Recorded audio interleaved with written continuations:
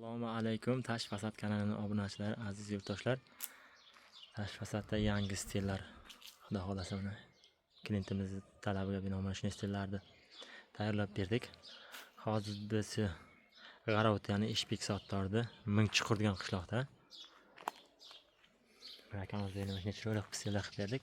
Hali endi bitmagan holatlari bu. Shunday ham bitta syomka qilib ko'rsatib o'tmoqchimiz. Xo'p, mana ugullariga tumba bo'ladi. Atkoslarni chiroyli yevropeyskiy stilda qilib berganmiz. Oradan shunday qora toshlar qo'yib, klientimizning talabiga binoan shunday qilib ketyapmiz. Kimlargadir shunday fasajni plitalar kerak bo'lsa bemalol murojaat qilaverasizlar.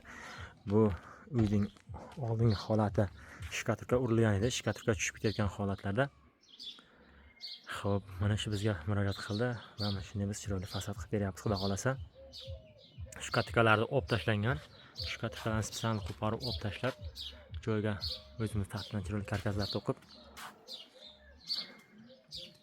fasadni plitalarimizni chiroyli qistirib ketyapmiz.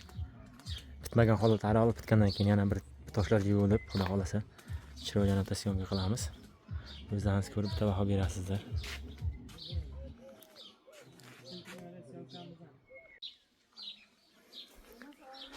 Uyimizning orqasini hozir syomka qilib ko'rsatamiz, xudo xolasa. Buni balandlarga spesial klientimiz, ya'ni qizil g'ishtlardan tanladi.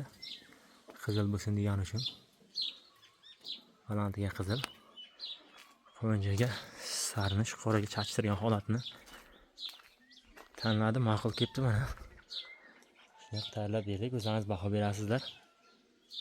Ekranlarda pastga nomerimizni qoldiramiz. Kimlarga kerak bo'lsa bemalol murojaat qilaverasizlar va YouTube'da kanalimiz bor, Tash Fasad ingliz tilida yozsangiz katta harfda chiqadi va shuni videolardan balandlik burchagiga qo'yamiz. Kirib bitta parishga qilib, bitta like bosib ketasizlar. Podpisatsiya qilmagan yurtdoshlar bitta podpisatsiya qilib parishga qilasizlar degan umidamiz. Berlar atkosi bo'lasiz va tumbasi bo'lasiz.